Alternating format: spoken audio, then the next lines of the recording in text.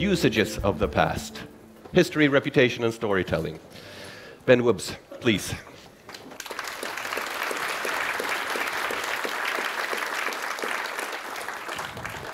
Thank you, Anders. I won't stand on the platform on stage because I'm too tall. I'm a typical Dutchman. Yes, thank you for inviting me. I'm very honored, actually, to talk to the business community because I'm involved with business history already for 30 years, and I'm not the kind of historian who sits there in an ivory tower and thinks that he has all the knowledge. I think there is a lot of knowledge outside, and if you want to learn anything about business, you should talk to people from the business community, and that's what I'm doing all the time. I'm a professor in economic and business history and international relations in Rotterdam at the Erasmus School of History, Culture and Communication. And I'm also a special appointed professor in Kyoto, where I teach at a graduate school. And I'm involved with a lot of projects. One of them is the Rhine economy, which I'm doing with a lot of German scholars. And I'm studying multinational companies. And since 4 years, I'm involved in a global, or in first place, European fashion project, in which we study the fashion industry, which has not been done in that way from a historical perspective, and fashion is always studied from a cultural perspective, and so that's something new, and well, you will see more of that today, because I will just speak about my own experience and put that in a larger context. I actually changed the title a little bit. The new title is Usage of the Past. How can you use history, actually? This is important, I think, for people in companies. And I will talk a little bit about history, reputation, and storytelling. That will be, these three words are essential, I think, if you want to understand something about the role of history. Let me start with history. William Faulkner, I was looking for some quotes, and I thought that was a good one. History is not what it is. History is still here, every day. And I believe that companies have to know their own history. Because, as we say in social sciences, there is a lot of path dependence going on. So decisions you have taken in the past have a tremendous consequence for the now. For example, you know the example of the QWERTY board on the computer, which is coming actually from typewriters. It's not very handy, very useful, but they needed a certain board. So that's why they used the old typewriting keyboard. If you take a look at the computer screen, it's actually, why is it like this? Why isn't the computer screen like this? This is path dependence. Because actually we took the old form of the theater of the 19th century, and the television copied the idea of a theater, and the computer copied the idea of a television screen. And most people use computers for text processing, and actually you should have it like this. So this is an example, and you can give millions of examples of path dependence, and shows you how history works. So if you know what is the path of your own company, you know much better why it is behaving like it does. And every company is a learning organization. It's like a living organism. It's like a human being. It's not static, I hope at least. I think when companies have become static, they die immediately. So they have to constantly change themselves and react like a human being on the environment. And they can learn from mistakes they made in the past. Well, unfortunately, you can say, well, people don't learn a lot from history. Politicians always said, history has learned us, has taught us this and this. Well, you can only learn something from history if you ask the right questions. So that's the point. And there is also a collective memory. If you look at the Swedish nation or the Dutch nation, there is a collective memory. But I think if you work in a company, a big company, like Volvo or Unilever, I come back to that company, then there is a collective memory, and it's important. I always tell my students, why do we need history? Well, it's because it's a memory. Can you imagine a person without a memory? It's impossible. Think about yourself without memory. You will not be able to function. Your brains do not work without a memory. Simple, but that's how a company works as well. And then the last point, which is a more principle, political point of view, but I want to bring it over to you. If you believe in an open society, and if you really believe in capitalism, a market economy, companies should be open, because that's exactly the difference between companies operating in China and Russia and the companies that operate in Europe or the US. They need a certain, of course, they don't have to put all the secrets on the street. That's not what I mean. But in the end, if you want to have an open society, companies need also be quite open with the things that they are doing. And actually, that's what governments are asking. This is always, I know there is a tension between, but I can give you an example. In the Rotterdam harbor, the European container terminal was taken over 15 years ago by a Chinese company. And the first thing they did, they closed the archives. Before, it was a complete open archive. We used it a lot. And it's very interesting to study containers. No, it's impossible to go in. So they immediately export their own national idea about openness of society. So the last point is a principal point, but it's a point, companies are part of society. And they have to fulfill their obligations to society. Now let me go back to my own experience of doing business history. And well, Charles, the first big corporate history of a multinational in Europe was written by Charles Wilson. He was a Cambridge fellow. And Unilever, after the Second World War, after having this experience in the Second World War, I will come back to that, they decided to be more open.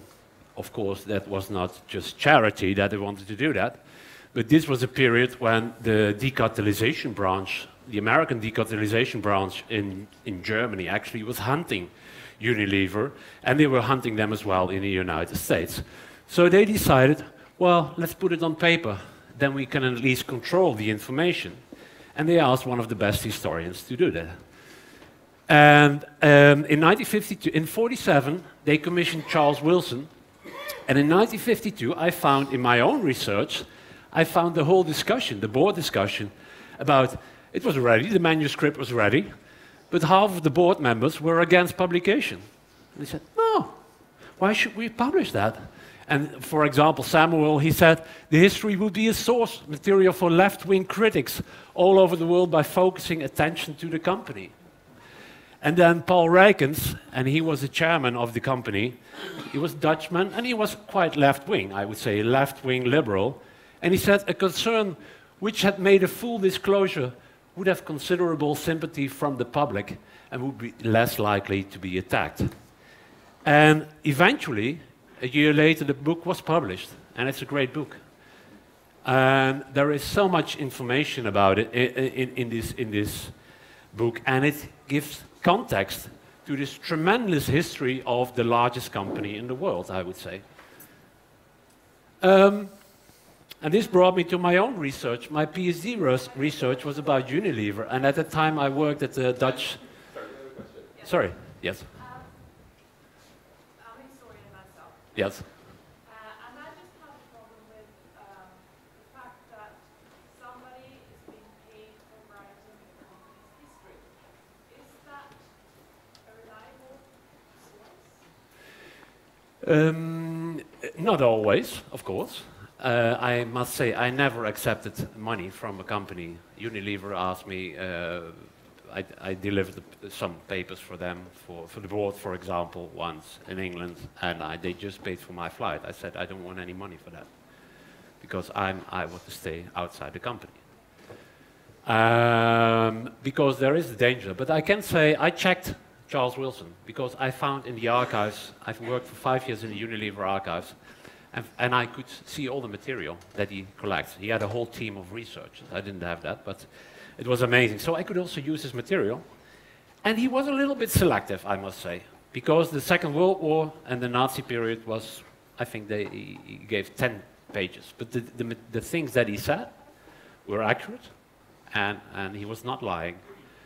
He was leaving out a lot, I must say. But I think in 1952, Second World War was so fresh, he could have not published what I could publish 50 years later. But it was, I checked a lot of his things, and he was very accurate. But I do agree, there are corporate histories which leave out a lot, and there is a tendency nowadays not to write objective corporate histories anymore. I must say, colleagues of mine in Utrecht, they have published a book on Royal Dutch Shell. Perhaps somebody knows this, 9.4 kilo, 3-volume study of, which is the biggest book publication ever. It's amazing. I think they needed 70 trucks to transport all the books. It's brilliant. To my taste, there are too many pictures in it, but I was asked to read the text before they published it, and it's very good, I must say. But again, on some very specific points, I would say you could have been a little bit more critic, but this is one of the best examples of good corporate history. It's not made by the marketing, it's made by really good professional historians. So it depends, actually. In '99, I asked permission to work on this Unilever book, and they said, well, I got an answer actually pretty soon, and they said, well, we have to think about it. And then I asked permission via the Dutch Institute for War Documentation, which is a very prestigious institute. So it was not on my own, and the University of Rotterdam Erasmus University was behind me. So this was, and then they installed the committee for a whole year to take a look into their own history. What could he find, you know? Because many people in companies, especially such large companies, don't know their own history, which is also impossible because the archive is so large. And what I found out, many people inside the company didn't even read Charles Wilson. So if you would have read Charles Wilson, you would already have found what the history was about and where the points are, the pain points. But it was very helpful for me. So after a year they said, yes, you can come. We will facilitate you with an office. You get assistance from our best archivist. You can work in Rotterdam and in London. So I was very happy, of course. This was a very luxurious position. They didn't pay me anything, and I didn't want to, because I wanted to be independent. But I got all facilities that many historians don't have. So they could scan material for me. All the board minutes were scanned, so I could check with Google Professional. I could really scan keywords through it, so I could really process 1,200 boxes of information in 5 years' time. And yeah, it's amazing. I think it's amazing what I found. As I say, Charles Wilson wrote 10 pages. I could write another 300 pages on this company, on this specific period, and which is, in 2005 I was finished, and then I had a contract with them. They would read it. They would like to read it before I would publish it. So I said, okay, I stick to that. And then the political advisor of Unilever, he read it, and he came up with 10 points, issues. And we discussed the whole afternoon, and I didn't change anything in the book. I could explain these 10 issues, and they accepted it. And then there was a big article in the newspaper, and the CEO of Unilever, he read the article in the newspaper, he said, I want to have this book. And then immediately ordered, because it was just the manuscript that was printed, It was not the Routledge book later on, but he wanted to have it, and he said immediately, can you make 50 copy extra for the board? They have to read this. So I was very, very happy about it. And in 2008, the Routledge published the book.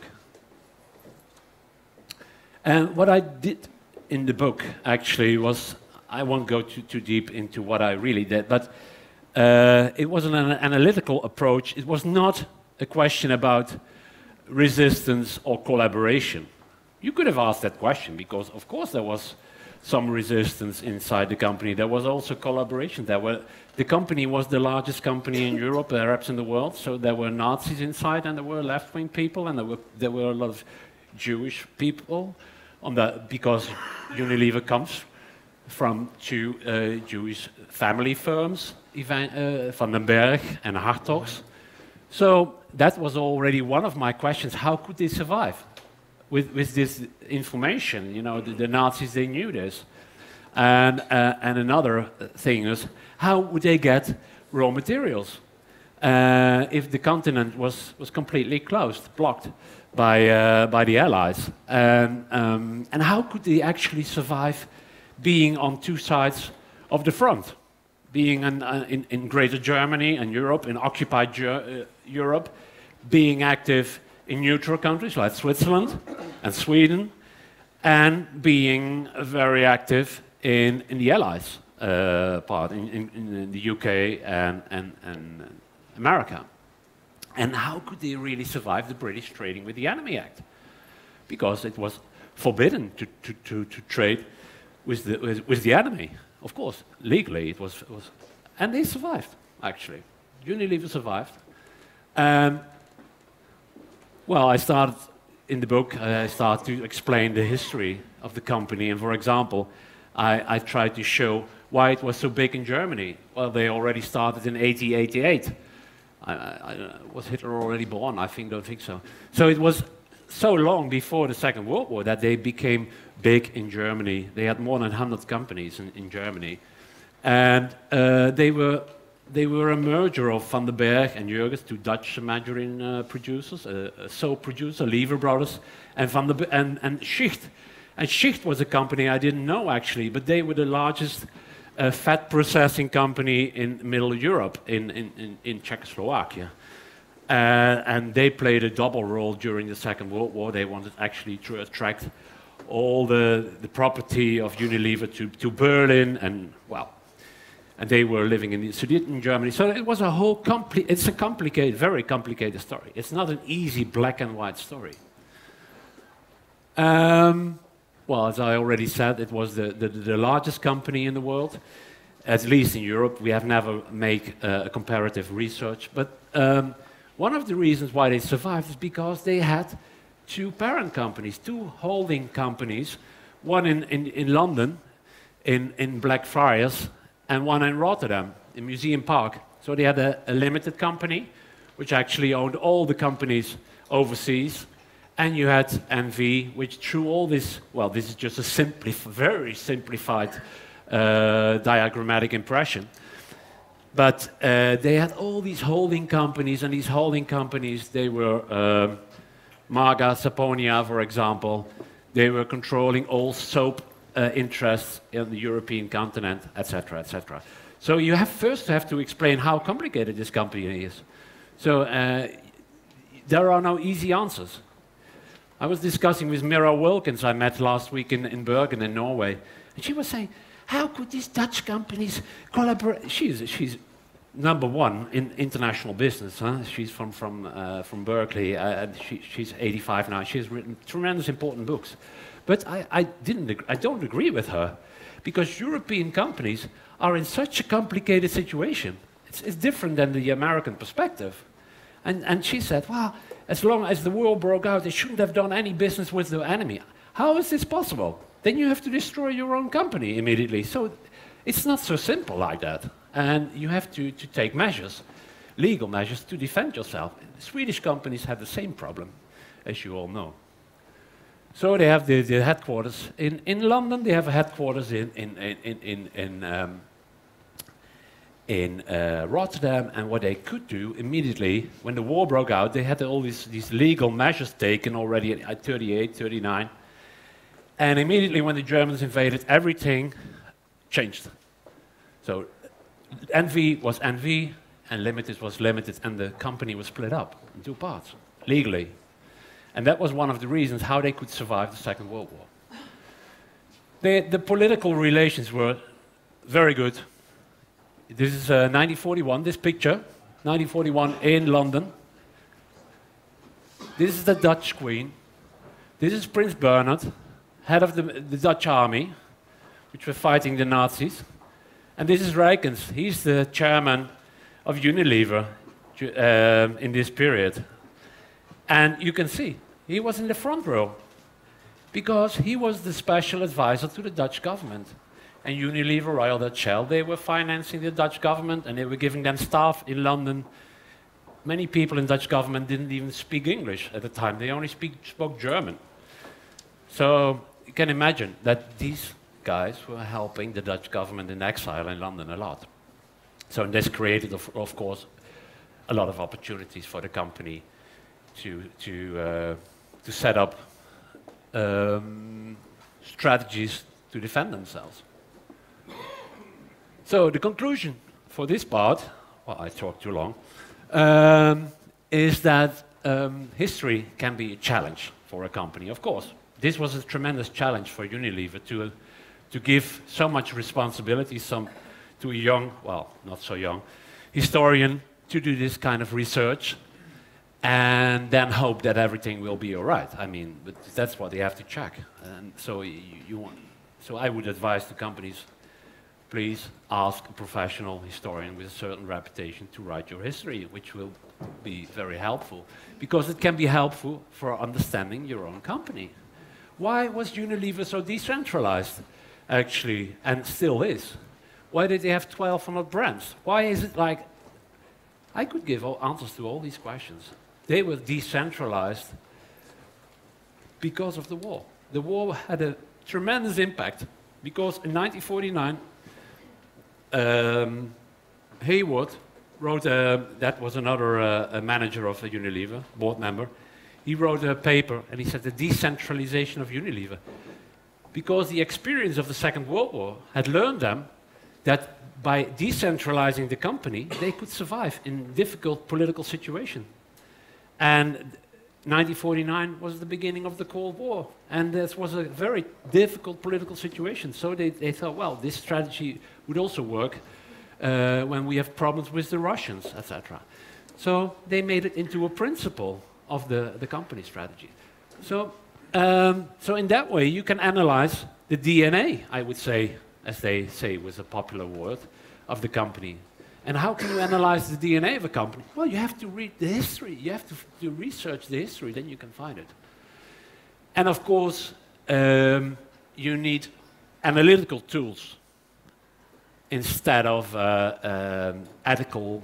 Well, I'm not against ethics, of course, but it's not very helpful if you want to understand such a large company by constantly on every page ask whether this is right or wrong. It's not very helpful, I think, in the end. So let's move to another keyword, reputation. Love and scandal are the best sweeteners of tea, says Harry Fielding.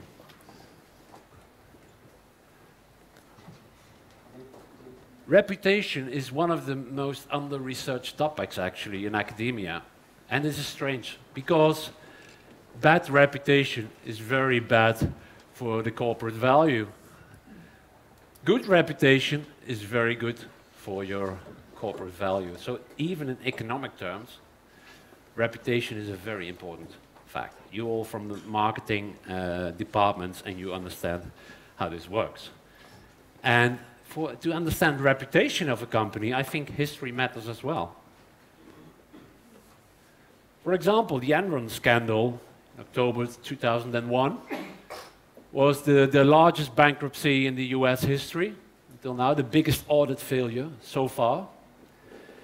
And what you see actually is the drop of the share value immediately to zero. And this is, of course, an extreme case of reputation damage.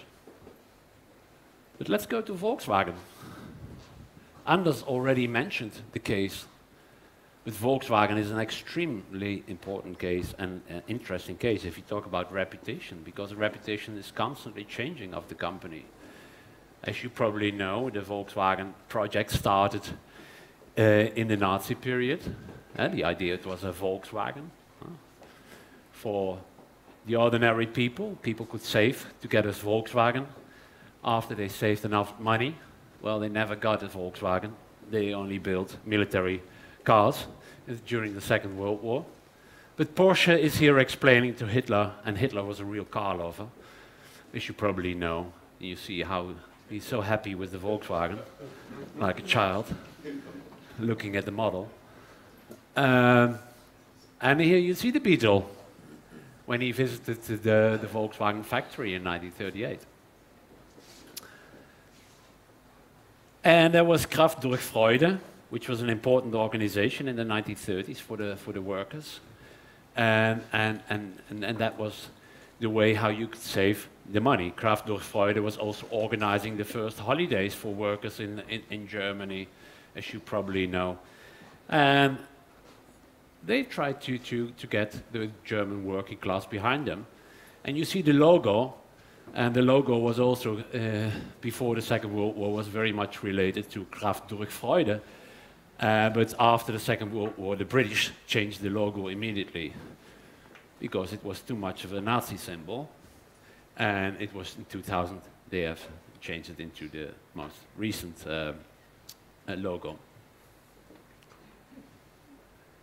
However, in the 1950s, the Beetle became actually a symbol of the Wirtschaftswunder. And so the Beetle and the T1 became the most iconic bus in the world. And still, in every advertisement you see this bus, which is beautiful, of course. And well, you can see it. This is T1. I myself had once a T3, now I have a T4. I like this bus. It's amazing. It's so beautiful. And it even became an icon for the hippies. I mean, it was a symbol of hippiedom in the 1960s and 70s. You would have this old, it cost nothing. A T1 or a T2 was very cheap at the time, so you could buy it and you go to Morocco and have a nice draft of marijuana, and etc., etc. So, and this is the most recent model, and I thought it resembles so much the car that they produced in the 1930s, especially the black one, isn't it?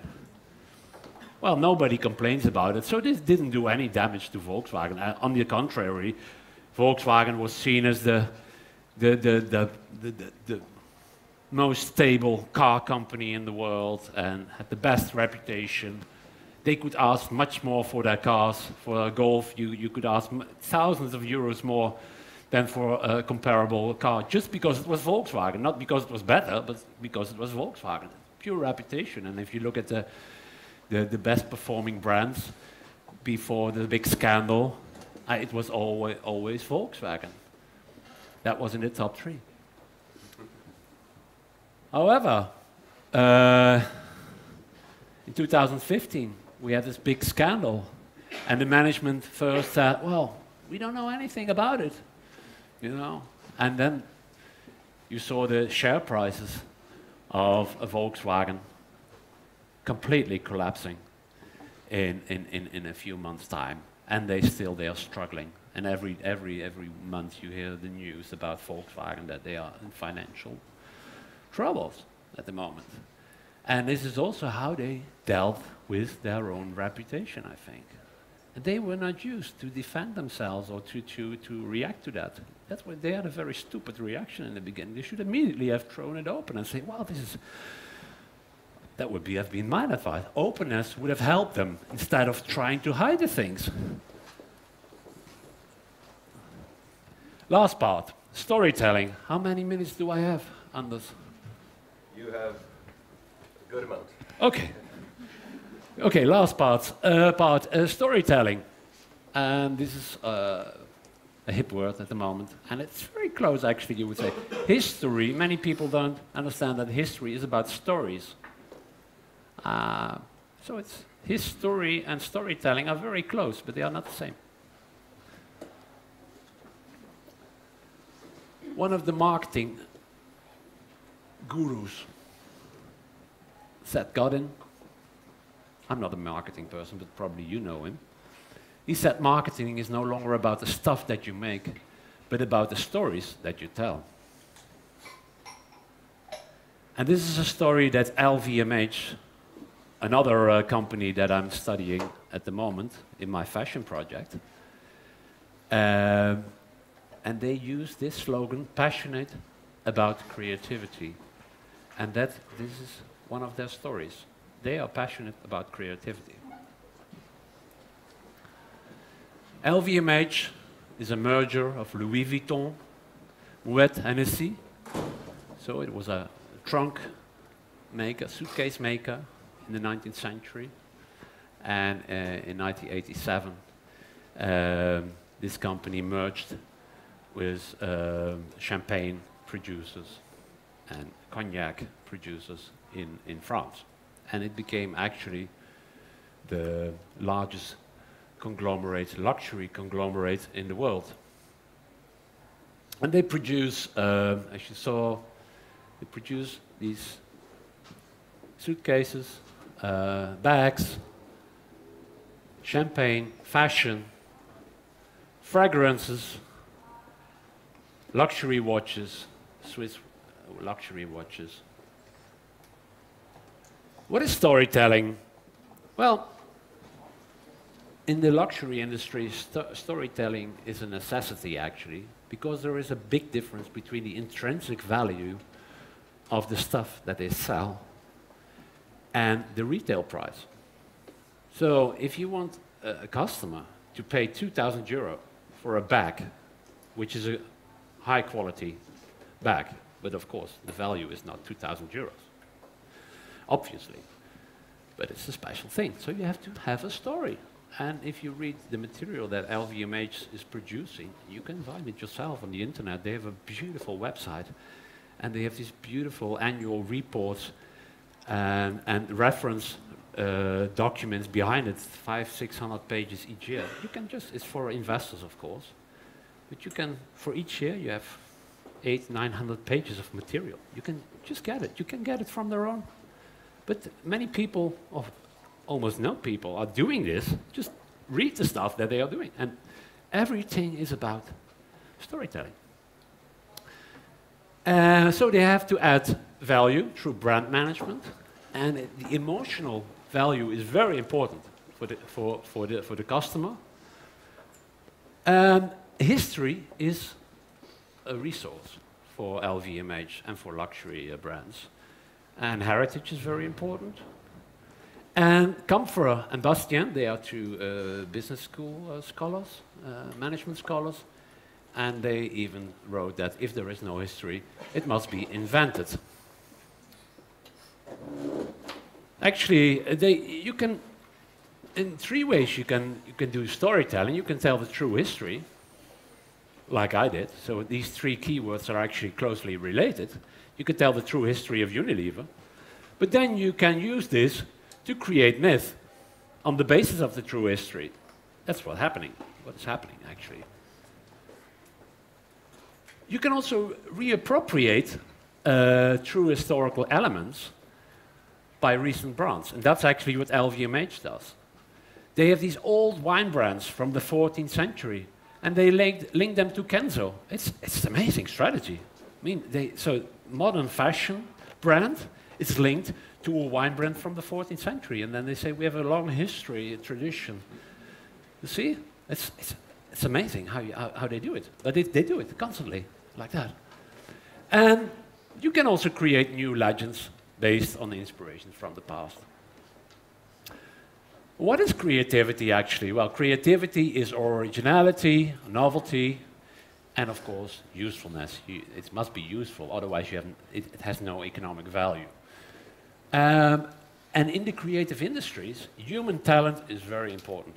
And that's exactly what you see in LVMH. So they hire the best people for the creation of new products.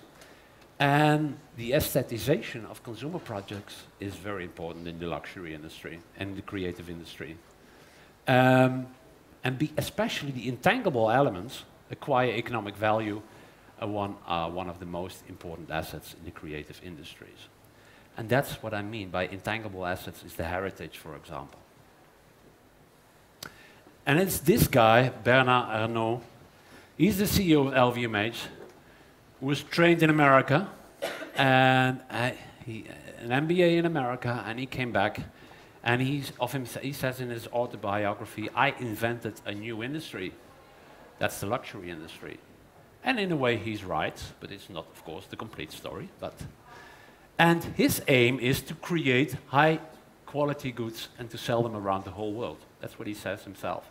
So for him, creation is not the creation of the artists, of the artisans, it's the creation of economic value. So the word create and creativity is constantly used in different meanings by him.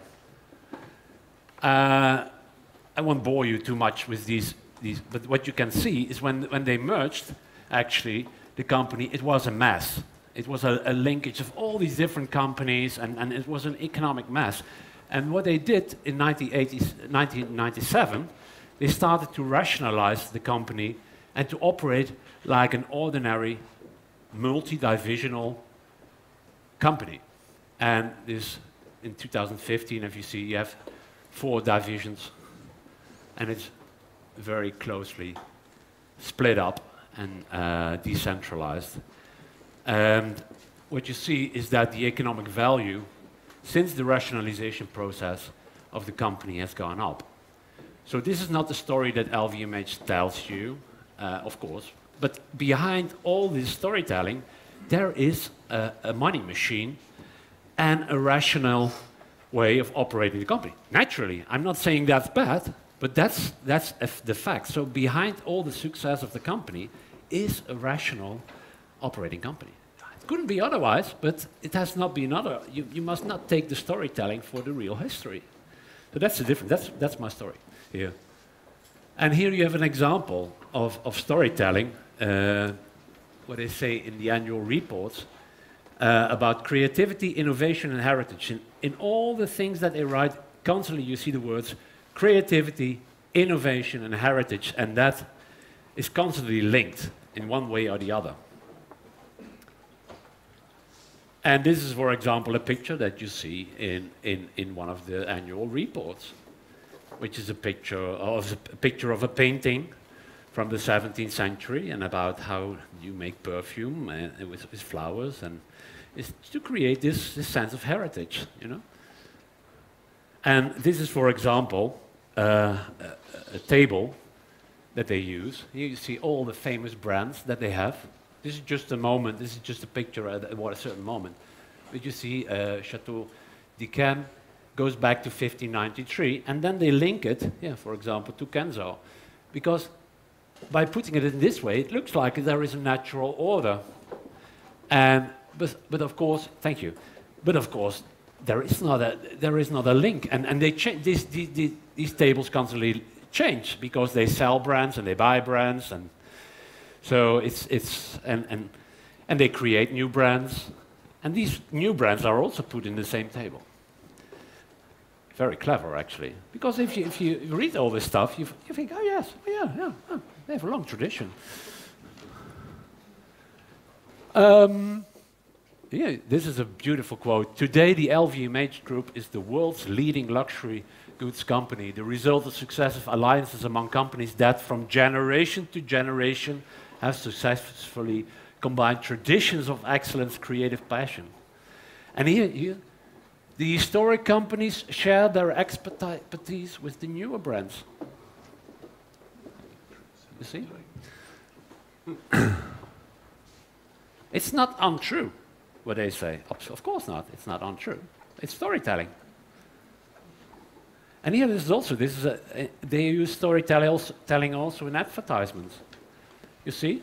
Louis Vuitton is linked to Moet in this advertisement. Champagne is linked to luxury bags.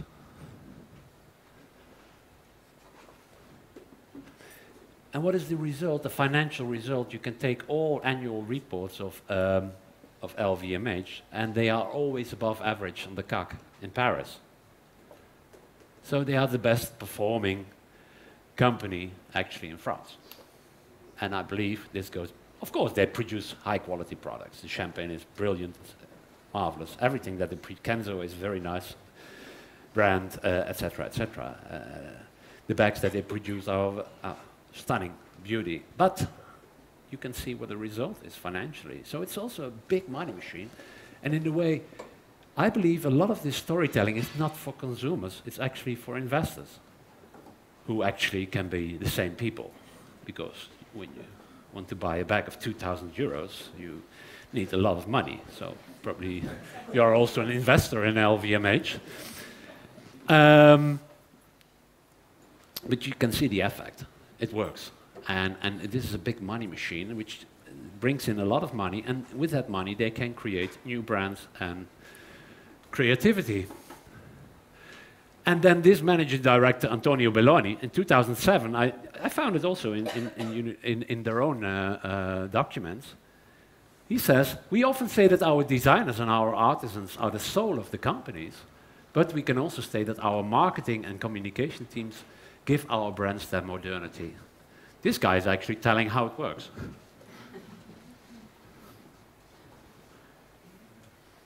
And how do they organize creativity? Well, they do a lot.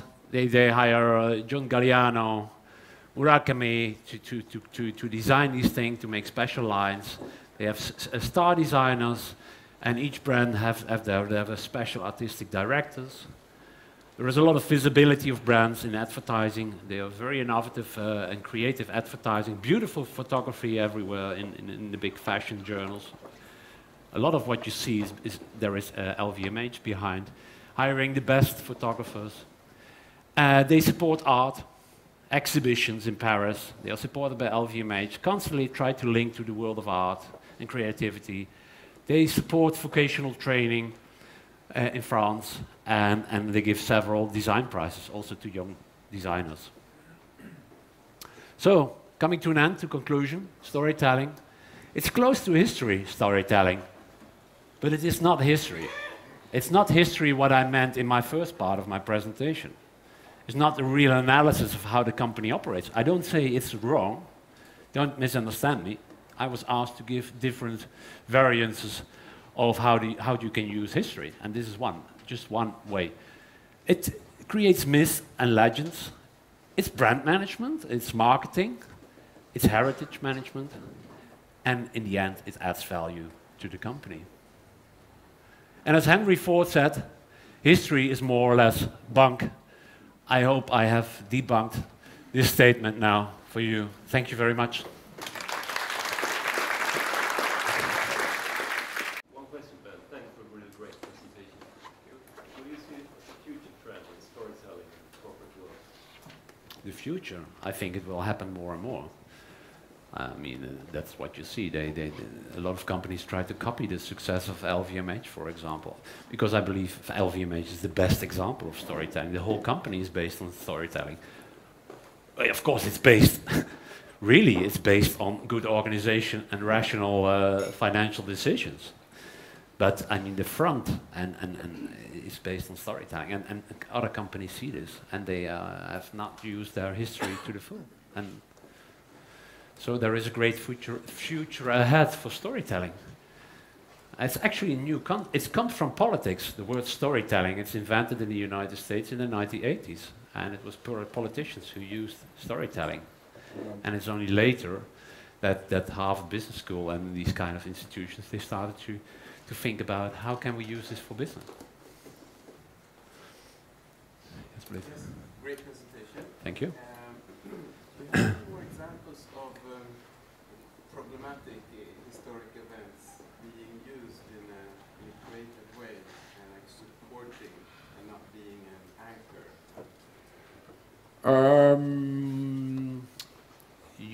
being used by the company itself. Um, mm, Not so much at the moment, not directly, but what I could say, for example, about the Royal Dutch case, is if you go to the internet, you will always find this story about Royal Dutch being in Germany, and they have this funeral of the Dutch guy who was in favor of the Nazis, and these pictures you can find, but they are never placed in a context. And by creating this, for example, this new corporate history in 2009, I think you can really debunk this whole conspiracy theories that are on internet. That's why it's so important, I think, in the end, for companies to have a real good history and show that many things that you can find, for example, on the internet, are just conspiracy theories which link two dots and there is no knowledge in between. So if you can show the knowledge, then you can show the context. So that's one example of how it works in general, I would say.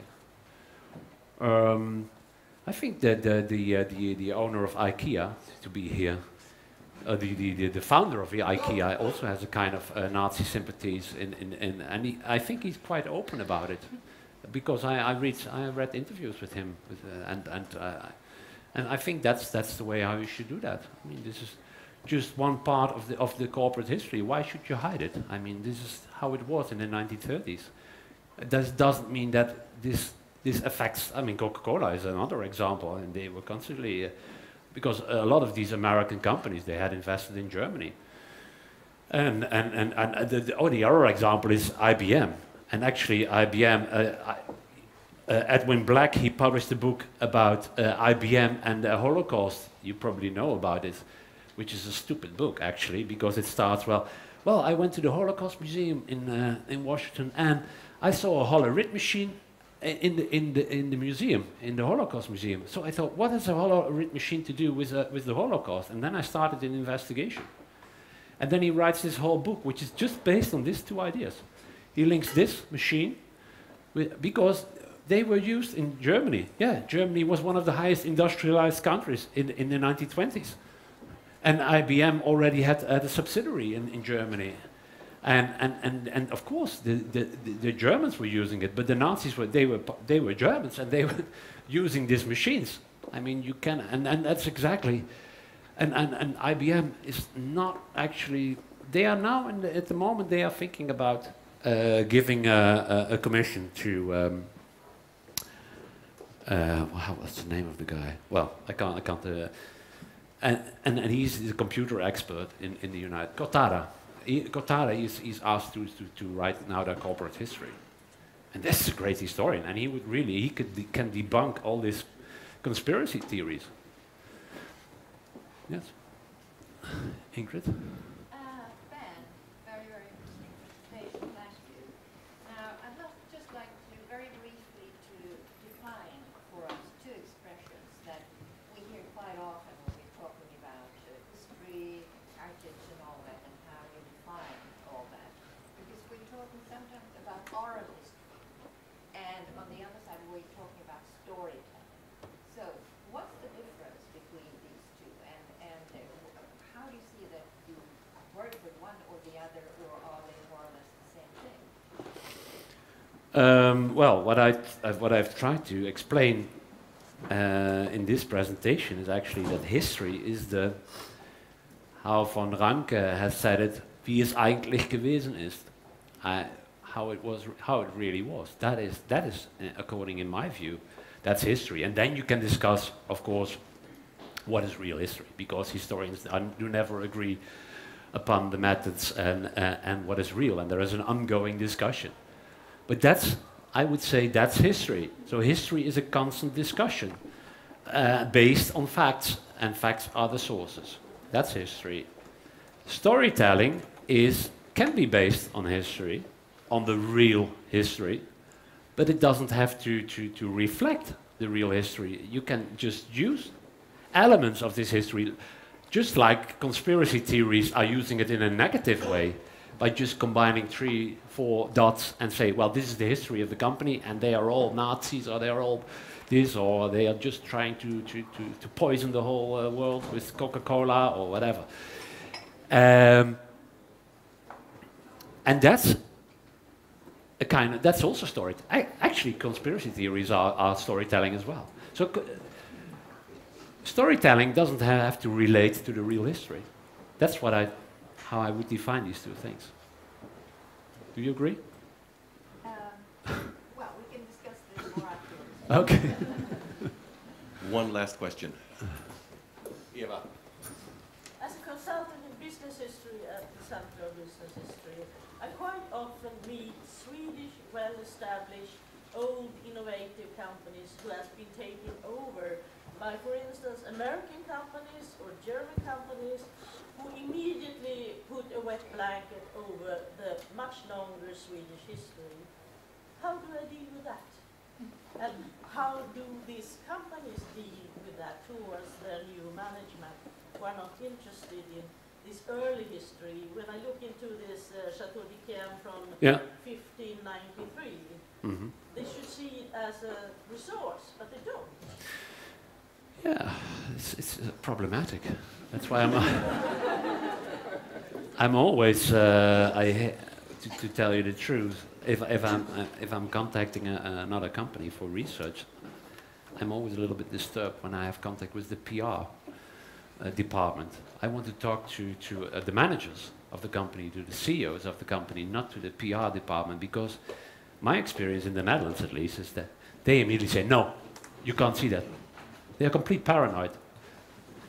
And they don't think in that way that it can be helpful. You're absolutely right. And in the German case, it's very odd, actually, that they close these old histories, because in the 1990s, the German companies have a tendency to more and more open their archives because they wanted to get rid of this old story about the Second World War. And they wanted to show how the real story was. And then they hired, there are hundreds of books have been published in the 1990s and the 2000s in Germany, and which were written by professional historians and based on archival material. Actually, it's very easy for me to go to Germany and to get entrance in the companies. It's much more difficult in the Netherlands. And in America, you see the tendency that, well, everything older than 5 years, that's at least what I hear, but that can confirm that, throw it away. Because you never know what will happen with it. So they take the shortest period of what they would keep. And these are, and the Chinese example is of course closed completely. We don't give any information about what we are doing. So there are different views about it, and of course I have the most extreme view in the sense that I would like to have full openness, because I think in the end that's how society should operate, in principle, and in fact it's in the interest of companies. So I think it's very stupid of these companies to close the old history. Yeah. Thank you. Ben, thank you so much.